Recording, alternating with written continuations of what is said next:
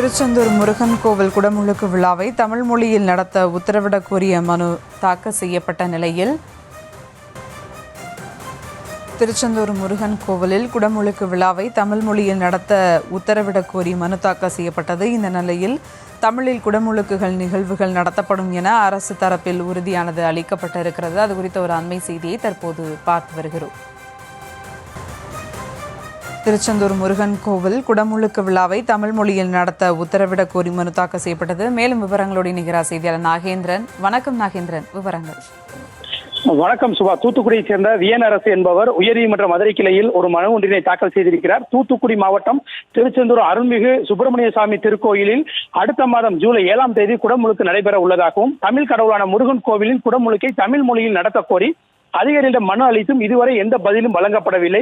எனவே திருச்செந்தூர் முருகன் கோவிலில் குடமுழுக்கை விழாவை தமிழ் மொழியில் மந்திரங்கள் ஓதி நடத்த உத்தரவிட வேண்டும் என அந்த மனுவில் கூறியிருக்கிறார். இந்த வழக்கு நீதிபதிகள் SM சுப்பிரமணியம் மற்றும் மரியா கிளாட் ஆகியோர் அமர்வு முன்பு விசாரணைக்கு இன்று வந்தது.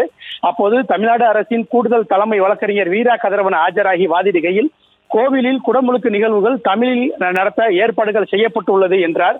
கோவில் தரப்பில் யாகசாலையில் மந்திரங்கள் ஓதுவது தொடங்கி திருமுறை பாடுவது, திருப்புகழ் பாடுவது, 64 ஓதுவார்கள் பூஜை செய்வது ஆகிய நிகழ்வுகள் தமிழிலேயே நடைபெற உள்ளன என தெரிவிக்கப்பட்டது.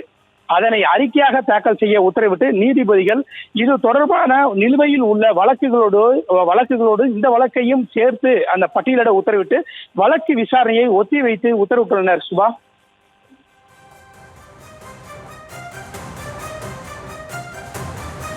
விவரங்களுக்கு நன்றி நாகேந்திரன்.